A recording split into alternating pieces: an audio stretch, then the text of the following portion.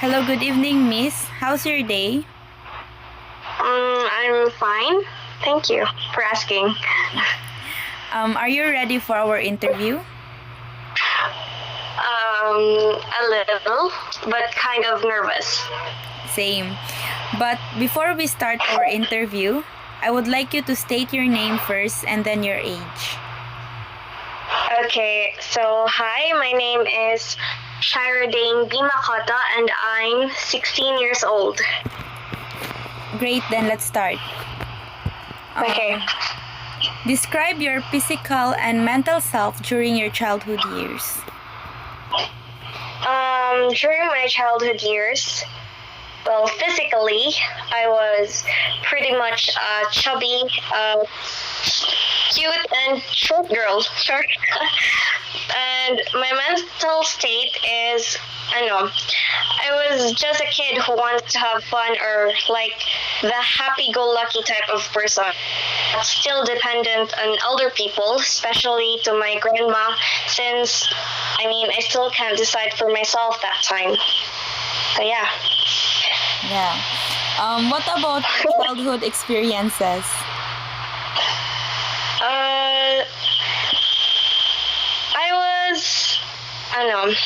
I was a physically active girl. I'd always go to my cousins or neighbor's house to play or just hang out with other kids. And since I was an early bloomer, I think at 4 years old, I can already write, read short poems and stories, and solve simple math problems. So, like, whenever there is a competition, I'm always chosen to represent our school, like, especially when it comes to public speaking, writing, and quizzes. So, that's pretty much it. Yeah. Now that you are an adolescent, what are the changes that you have experienced in terms of your physical appearance, mentality, behaviors, emotions, social relationships, spiritual aspect, and your financial status? In terms of physical changes, what I've noticed is that I became taller. I also developed pimples. I have pubic hairs in my armpit and private part, and my body shape begins to develop as well.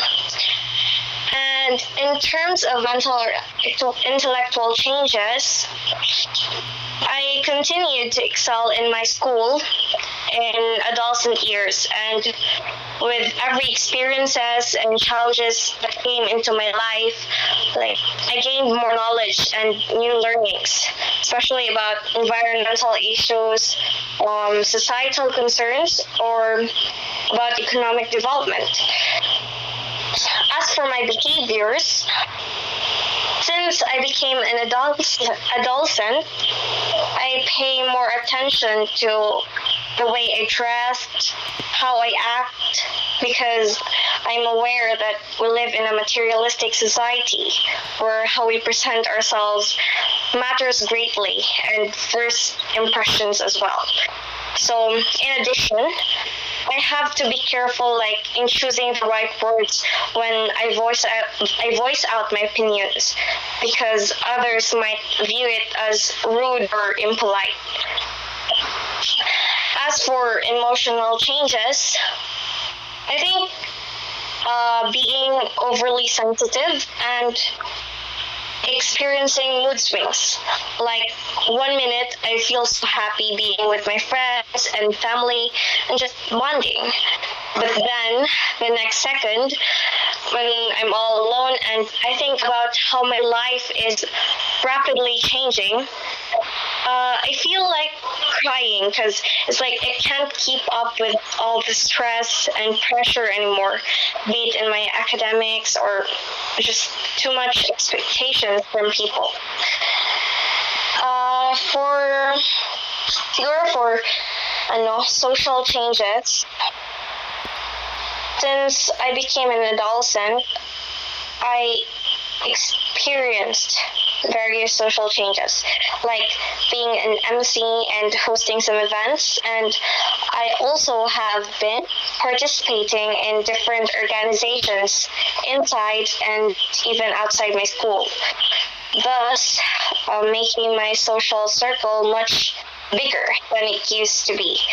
And to some extent, siguro, it also helped in developing my self-confidence, and I somehow became more open to people. And as for my spiritual aspect, I became much more involved in the church because I joined the choir, and the act of singing with others in a group also created a sense of camaraderie and community. And over time, my involvement in the choir helped me to develop stronger relationships with God and a greater appreciation for the role that faith plays in my life. As for my financial status, I'm still dependent with my mom and grandma's given allowance. Like every time I go out with friends and go to school, I ask them for money.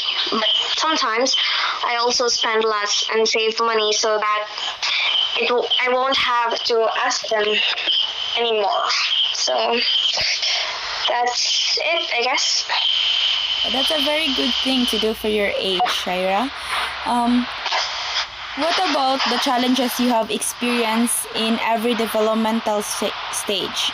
In toddlerhood, early childhood, middle childhood, late childhood, young adolescence, and then your middle adolescence? During my toddlerhood, there was this time, like, when my grandma told me when I was around 2 years old, I think, I had a very high fever and it led to convulsion. Like, she asked help from my relatives because she didn't have enough money to go to the hospital and to pay for the doctor's fee. Yeah, I think that was a real challenge. And for early childhood, it was when I was already enrolled in the daycare center when I had an asthma and couldn't go to school. It was really hard for me since my mother was working in the city and my grandma is the only one taking care of me. So she went to ask for the help of her sister to support our needs. For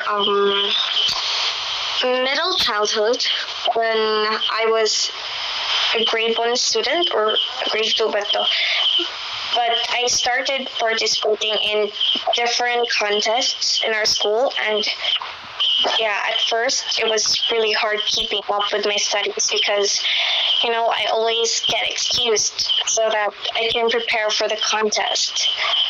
But fortunately, my teacher was there to support and guide me patiently. As for my late childhood, there was this time when my family went to the beach, and my cousin and I, together with our ates and kuyas, got into the little deeper part of the sea to reach the bamboo boat. Then my cousin, who is about the same age as me, didn't know how to swim either, so they got us a life preserver ring. I think it was, I don't know if that's what it's called.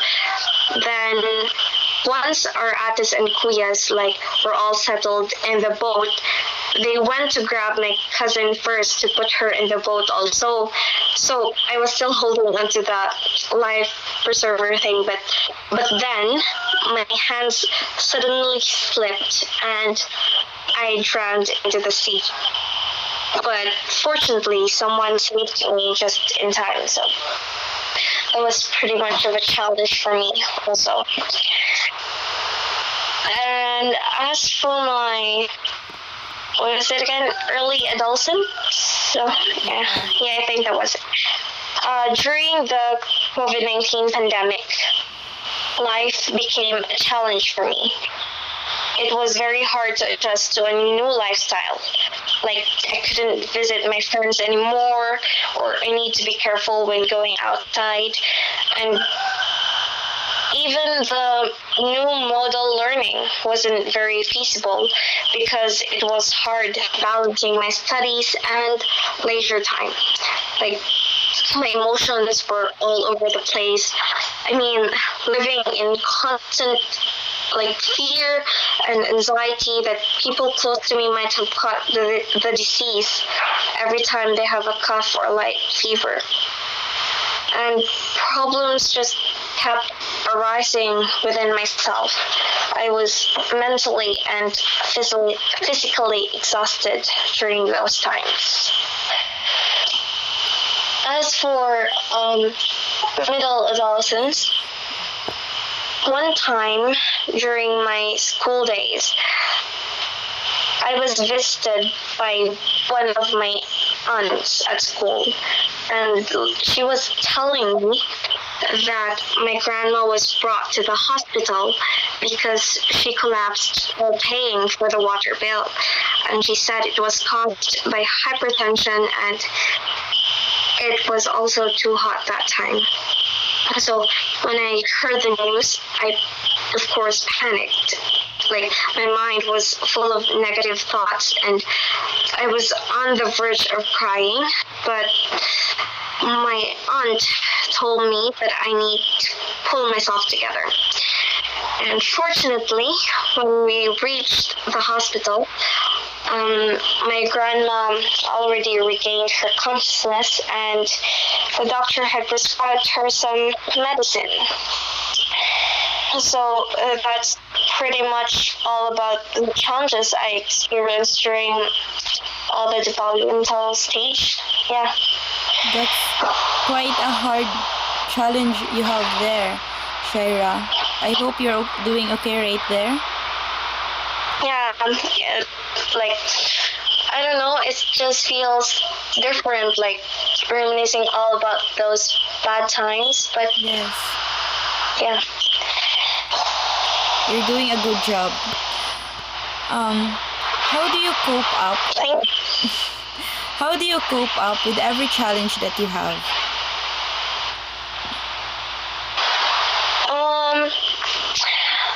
Siguro by holding on to the things that I'm grateful for. Like, I'm grateful for my family, my friends, and for every little things that make me happy. With every challenges or obstacles that I face, I tell myself that I will get through it, and it's only a matter of time before it passes. Because I always believe that there's a rainbow after the rain. So, yeah. What is your main coping mechanism? And can you please elaborate your answer? My main coping mechanism, I think it's seeking support or advice from friends and loved ones. The support of others can make otherwise seemingly overwhelming tasks become less daunting, and thus can allow me to feel more capable when it comes to facing my problems and dealing with it. For you, Shaira, what are the ways of becoming a responsible adolescent? For me, firstly, taking responsibility for your actions, like being ready to face the consequences of your actions and understanding the do's and don'ts in life. Secondly, getting your priorities right, such as focusing more on academics and having a positive lifestyle. Lastly, avoiding rash behavior, wherein you need to think before you speak or act, because anger makes us do wrong things, but calming down before acting can help you avoid unpleasant situations and assist you in behaving responsibly. Last question, Shai. How do you stay mentally healthy? Physical health is important to mental health. So I stay active by participating in events in the school or community. I eat well, sleep, avoid alcohol and drugs. And by having an open communication with my family, where I can share and express my feelings or sentiments, as well as having a strong, loving, and positive relationships with them, helps a lot to stay mentally healthy. Yeah. Thank you, Shara, for this interview and for the answers. It is a pleasure. Yeah, you're welcome. I hope it helped you a lot. Yes, it did. Thank you.